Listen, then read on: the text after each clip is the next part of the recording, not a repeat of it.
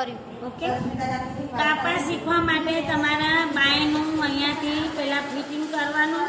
Fitting કરીને તમારે જે અહીંયાથી આપણને 8 લાગતું હોય તો અહીંયા આટલાથી સિલાઈ કરવાની.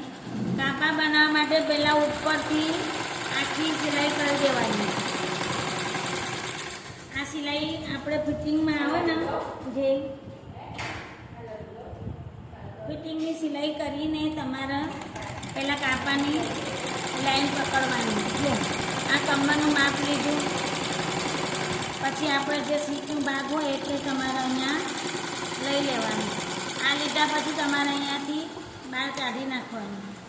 આ બહાર કાઢ્યા પછી તમને જો ખ્યાલ હોય તો અહીંયા આ ચોરસ આમ થઈ જશે, હે ને? ચોરસ થઈ જાય એટલે તમારે એક ભાગ આમ અલગ કરી અને આમ કાપા પહેલાં બનાવી દેવાના. નીચેથી આપણને કરવાનું, નીચેથી વાળતું વાળતું આવવાનું. હા, થોડું ખેંચું, બહુ બરાબર. અહીંયાથી આપણને નીચેથી પટ્ટી વાળતા વાળતા બનાવવાનું. આ કાપા બનાવવાની રીત તમારે હાવ સહેલીમાં સહેલી, એકદમ સરસ, જલ્દી આવડી જાય એ પ્રમાણે તમને શીખવામાં આવશે. જો અહીંયાથી ઉપરથી તમારે આ કાપો આમ પકડી રાખવાનું અને તમારે આ કાપડ છોડવાનું નહીં. સીધી સિલાઈ તમારે આખું આવી જાય. પછી તમારે 100 નીચી રાખી અને 2 ભાગ આમ કરી દેવાના. જે આ ભાગ સિલાઈ હતી ત્યાંથી તમારે આમ ચોરસ કરવાનું. આ ચોરસ કર્યા પછી સિલાઈ આમ કપડું વાળી દેવાનું. કપડું વાળ્યા પછી તમારે અહીંયાથી ફરી આમ કરી દેવાનું. પછી 100 નીચે કરીને ફરી આમ સિલાઈ કરી દેવાની. પછી આ 100 અહીંયા અંદર ભરાઈ અને આમ ચોરસ કરવાનું.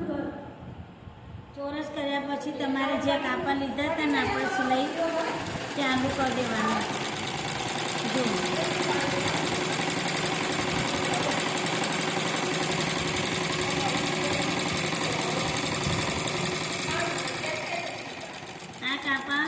તૈયાર થઈ ગયા.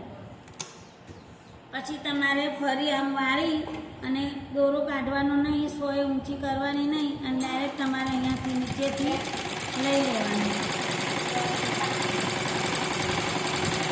નીચેથી લઈને તમારે ઉપર ઠેઠ આવી જાઓ ચોરસનો આગળ એટલે તમારે અહીંયા બી આકાર બનાવી દેવાનું. 100 નીચે રાખી દેવાનું. પાછું કપડાને તમારે આમ કરી દેવાનું.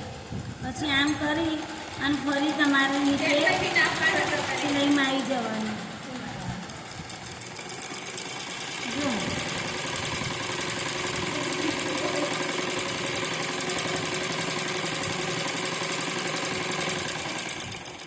આવી ગયું.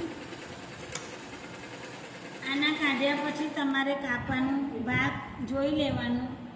જો કેવું સરસ મજાનું કાપડ બની ગયું છે. આ ચોરસ કાપડ બની ગયું. એવી રીતે આપણને બાય પણ બનાવી છે. બાય જોઈ લો, બાયનો આકાર પણ જોઈ લો તમે.